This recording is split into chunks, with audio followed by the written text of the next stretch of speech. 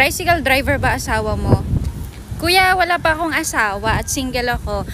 Welcome back mga ka-viral, update ulit tayo sa kaso ni Catherine Camilon. Cellphone ni Catherine Camilon hawak ng suspect at kalaguyo ni si Police Major Alan De Castro. Ito ngayon ang nadiskubre ng pamilya ni Catherine.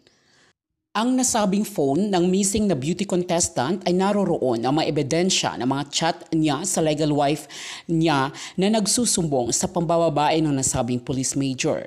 Nandoon din ang convo nilang dalawa bago ito nakipagkita sa isang persona sa isang mall sa Batangas bago ito naglaho. Mahigit 2 buwan na ang nakararaan at magpasa hanggang ngayon ay wala pa ring bakas ni Catherine.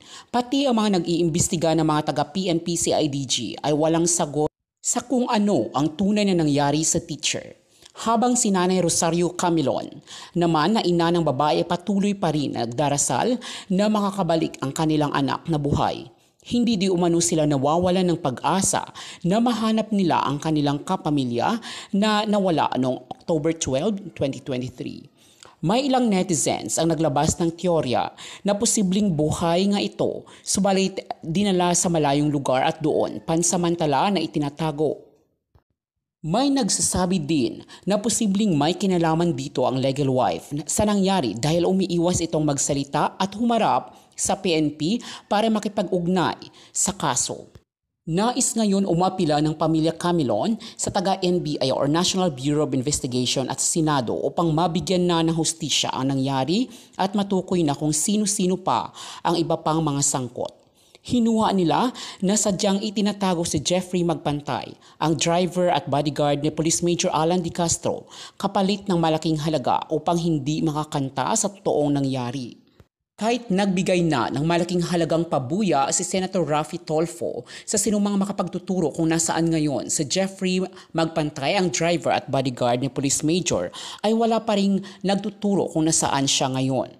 Pati ang dalawa pa niyang kasama na nakita ng 2 witness noong gabi na inililipat si Catherine sa isang sasakyan ay hindi rin matunton.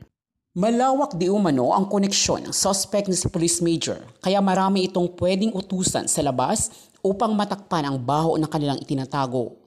Wala pa ring aksyon ang otoridad hinggil sa patuloy na paggamit ng cellphone ni De Castro sa loob ng kampo, kaya hindi nakapagtataka na mag-uutos ito sa kahit kanino na nasa labas. Samantala, habang gumugulong ang investigasyon ay patuloy pa rin na nasa restrictive custody ng Camp Vicente Lim sa Laguna ang itinuturong suspect.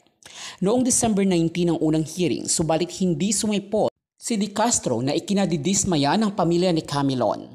Mukhang umiiwas na muling magkita ang suspect at pamilya Camilon dahil hindi ito lumantad sa unang pagdinig.